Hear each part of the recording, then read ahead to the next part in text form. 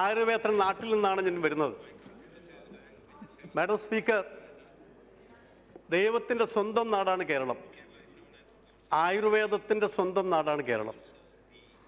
അതോട് ബഹുമാനപ്പെട്ട മന്ത്രി അവതരിപ്പിച്ച ഈ ബില്ലിനെ ഞാൻ സമ്പൂർണ്ണമായി പിന്തുണയ്ക്കുകയാണ്.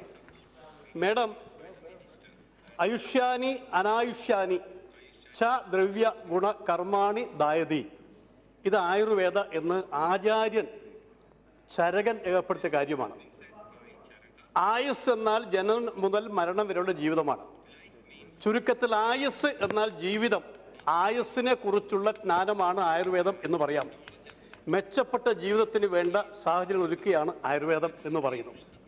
മാഡം, ഇവിടെ ഉത്തരേന്ത്യയിലാണെങ്കിൽ ആചാര്യന്മാരായ സുശ്രുതൻ ചരകന്റെ ഗ്രന്ഥങ്ങൾക്കാണ് പ്രാധാന്യം. മാഡം, കേരളത്തിലാണെങ്കിൽ മാഡം വാഗ്ഭടാചാര്യന്റെ ഗ്രന്ഥങ്ങളാണ് അഷ്ടാംഗ ഹൃദയവും അഷ്ടാംഗ സംഘവും.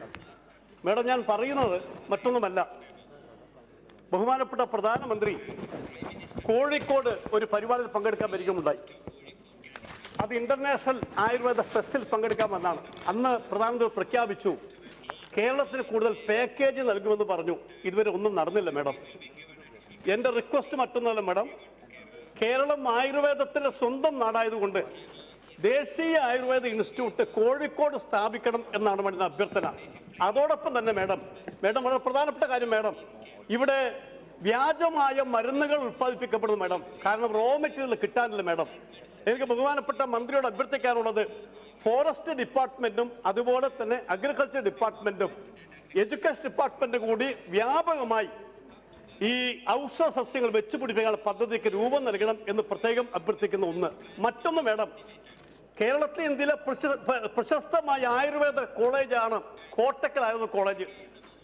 അത് ഡീംഡ് യൂണിവേഴ്സിറ്റിയായി ഉയർത്തണമെന്ന് വിനയപൂർവ്വം ഞാൻ അഭ്യർത്ഥിക്കുന്നു. മാഡം, മറ്റൊന്നും എനിക്ക് സംസാരിക്കാനുള്ള ബഹുമാനപ്പെട്ട മന്ത്രിയോട് അഭ്യർത്ഥിക്കാനുള്ളത് ഈ പ്രധാനപ്പെട്ട കാര്യങ്ങൾക്ക് അങ്ങ് തീരുമാനമുണ്ടാക്കണം. അങ്ങ് തന്നെ കോഴിക്കോട് പ്രഖ്യാപിച്ചതാണ് കോഴിക്കോട്ട് ഒരു ദേശീയ ആയുർവേദ ഇൻസ്റ്റിറ്റ്യൂട്ട് നൽകുമെന്ന്. അത് അങ്ങ് ആ കാര്യത്തിൽ വാക്ക് പാലിക്കണം എന്നുകൂടി പറഞ്ഞുകൊണ്ട് എൻ്റെ വാക്കുകൾ അവസാനിപ്പിക്കുന്നു.